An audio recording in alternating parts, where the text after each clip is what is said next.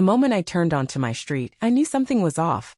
It wasn't the blare of a fire truck, flashing police lights, or any commotion that stopped me dead. It was the sight of a woman in zebra-striped leggings blasting Whitney Houston from a portable speaker, cheerfully scrubbing her SUV in my driveway like she just punched in for a shift at a car wash. The real twist? She wasn't even my neighbor. She lived 3 houses down. My garden hose lay sprawled across the lawn, twisted like a lifeless python, spraying water all over my tulip beds. Soap bubbles drifted into the street. When she spotted me, she didn't blink or look ashamed. She waved, flashed a grin, and shouted, "Oh, perfect timing. I needed better water flow." I hadn't even reached my door, and I already sensed this was war. At first, I figured there had to be a mix-up. Maybe she was a friend of my actual neighbor. Maybe someone had okayed this. Maybe I was delirious from skipping breakfast. But no, it was all too real. I approached her, keeping my tone steady, trying not to sound like a guy whose driveway had just been hijacked by a sud-slinging lunatic. "Excuse me," I said as politely as I could muster, "what are you doing here?" She glanced at me like I was the odd one, then pointed a manicured nail at her muddy SUV. "Washing my car," she replied, as if I'd asked the dumbest question imaginable. "Your driveway's got the best angle and the sunlight's perfect for drying." Now I live in a typical suburban neighborhood, standalone houses, no shared lots, no hippie co-op vibes. Everyone's got their own driveway, including me. I explained, still calm, that this was private property, not a community wash station. That's when her whole VIB flipped. She straightened up like I'd just insulted her honor. "Wow," she drawled, stretching the word out like a reality TV confessional. "So this is how neighbors act now? Hoarding water like it's gold."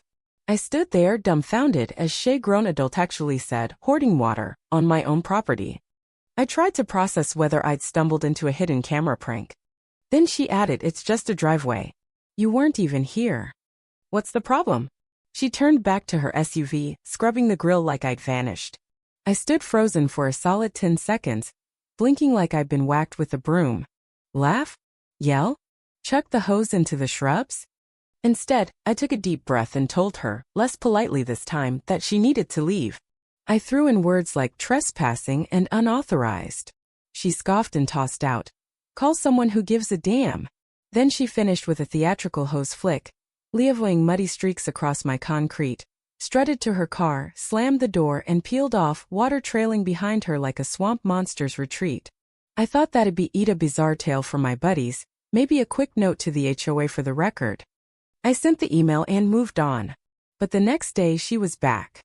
Same time, same SUV, now with a little pine tree air freshener dangling from her mirror like she was staking a claim. I came out, ready to lose it, but she just said, "Hey, just a quick rinse," like we were casual coworkers. When I reminded her this wasn't allowed, she gestured at the other houses and said, "We all live here. It's all shared space. Don't be so tense." My blood pressure spiked, but I held it together and called the HOA again. The lady on the phone listened, then said, "That's odd, but it's your property, so it's not our issue unless she's breaking a rule, and she isn't technically." That's when it hit me. No one was stepping in at the HOA, not the neighborhood chat, not even the cops unless I escalated to a formal complaint. I wasn't there yet. But Lisa, she took the lack of pushback as a green light. Over the next 2 weeks, she showed up 3 times a week, sometimes more, always when I wasn't home. I'd return to puddles, soap stains, and tire scuffs on my driveway. Once I found a candy wrapper in my garden. Another time, a soggy sponge sat on my porch like a taunt. Then came the day I caught her hosting a mini car wash party with her cousin, 2 SUVs parked side by side in my driveway, music thumping, folding chairs unfolded, laughing like it was a picnic. They waved at me like I was crashing their day. "We'll be done soon," she chirped, then let out a loud, smug laugh that echoed down the street. That was the moment I realized this wasn't about water or sunlight. It was about power. She knew no one would stop her, so she'd do whatever she pleased. And me? I was the fool playing nice. I shut my door, sank onto the couch, and stared at the ceiling. 10 minutes later, I grabbed my laptop and typed, "How to build a motion-activated paint-spraying security system." She wanted to wash cars? I'd give her a wash she'd never forget. Sleep didn't come easy that night. Every time I closed my eyes, I saw Lisa's cocky wave, acting like she owned the place, like I was the jerk for minding. It wasn't just the mess, Anna Marie, it was the gall. She knew she was wrong, but with no consequences she kept pushing. By week's end, my driveway wasn't just her car wash. It was her stage for whatever weird cleaning rituals she and her cousin cooked up. Next time I caught her, she brought a foam cannon hooked to a power washer plugged into my outdoor outlet. She was using my water and electricity, dancing as thick suds coated her SUV like cake icing. The runoff drowned my flower beds. I stepped out and called her name loud enough to jolt her. She spun, rolled her eyes, and said, "Oh, come on, you weren't using it. Chill." I told her flat out she was trespassing, stealing utilities, and wrecking my property. This was her last warning. She launched into a rant. She was a homeowner too, we were a community, my attitude was the real issue. When I pointed out the power bill, she smirked, "It's pennies. Don't be cheap." Then she unplugged her gear, stormed off, Leah VYing a half-washed SUV, a cracked bucket, and wet footprints like a petty fairy tale exit. I posted about it online, hoping for backup. A few likes, no comments. Neighbors near her knew confronting Lisa meant starring in her next VY Tim tale. She'd already spun me as the bad guy, telling folks I'd yelled at her for just cleaning. One sweet older lady asked if I was okay, like I was the one unhinged. Lisa wasn't just washing her car, she was scrubbing my reputation too. Then it got stranger. One morning I spotted unfamiliar tire tracks in my driveway. Days later, a wet sponge and a crumpled chip bag sat by my mailbox. Security footage showed Lisa had in VY-ted a friend another SUV Budato join her. My driveway was now a social hub, snacks, chairs, a tiny speaker. I watched stunned as they chatted and polished rims like it was a block party. That night, I sat on my porch, drink in hand, letting the anger settle. This wouldn't stop unless I made it stop. She saw my no as a dare, betting I'd cave. Big mistake, she didn't know I don't quit once I'm in. I started digging. Driveway security, legal deterrence, motion lights, sensors. But that wasn't enough. I didn't just want her gone. I wanted her to feel the frustration I'd endured. Then I saw a color run VYD runners doused in bright powder. Next, a paintball course clip. Then a guy's prank sprinkler for lawn intruders. By night's end, I had a plan and a cart full of non-toxic, washable rainbow paint. Time to build something epic. That weekend, I rigged motion sensors along my driveway, hidden in the bushes, and mounted a sprinkler frame to the garage. I wired it to spray a fine mist of colorful paint during set hours when triggered. Safe, no car damage, but a glorious mess. Reds, blues, yellows, undeniable. I added signs, private property. Do not enter. Active paint testing in progress with a fake college logo for flair. I tested it, watching colors arc over the concrete like a psychedelic waterfall. Control. Satisfaction. Lisa was in for a surprise. It was a sunny Tuesday when it went down. She rolled in, towel over her shoulder, supply bin rattling, chatting on the phone like she owned the spa. She didn't glance my way. I sipped coffee by the window, cameras rolling. She stepped out, grabbed her bin, and triggered it. A click, a hiss, then a burst of VY Brant mist coated her hood in crimson, blue, and yellow. Silence. Then a scream, long, piercing, pure shock and fury.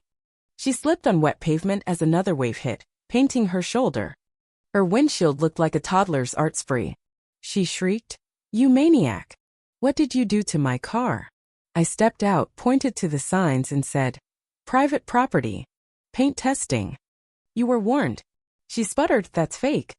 You can't paint cars." I shrugged, "It's washable, non-toxic. Rinse it quick, it's fine. No hose for you, though." She charged at me, dripping color, zebra leggings now splotched purple. "This is vandalism. I'm calling the cops," she yelled. "Go for it," I said, holding up my phone. "I've got weeks of footage, every trespass, every hose, every plug-in. Let's show 'em all." She froze, realizing I'd outplayed her. "You'll regret this," she growled, wiping paint off her arm. "This isn't done." An hour later, 2 cops arrived, calm, professional, and mildly entertained by her tale. She framed it as an attack. I showed the VY Deos. They asked, "Did you have permission?" She hesitated. "It's about being neighborly." The older cop chuckled, "That's not how property works. They check the signs, the rig, the paint spec, safe, legal." "Clever one," said. Lisa fumed. "You're not arresting him?" The younger cop sighed. "You ignored warnings. No crime here. File a CIVYL claim if you want." She stormed off, tires squealing. Victory, but I knew she'd be back swinging. 3 days later, a small claims letter arrived: emotional distress, property damage, humiliation, with a photo of her SUV mid-paint, an arrow at a green splash. I laughed, then prepped. VY Deos, receipts, paint safety docs. Court day came. I wore a plain shirt, folder ready. Lisa strutted in red blazer, heels, a paper stack like a novel. She claimed I'd targeted her. VY Brant personality. The judge, weary, asked, "Did you see the signs?" "They were small," she said. I showed photos, clear, bold warnings and paint specs. "It's a community," she argued. The judge cut in, "Not shared driveways." "You trespassed." Case dismissed. 5 minutes, done. She stormed out, muttering I was a menace. Neighbors later thanked McCookie's chat's relief. The HOA pitched my system as a safety feature. Lisa listed her house for sale, moved out quietly. I added a plaque.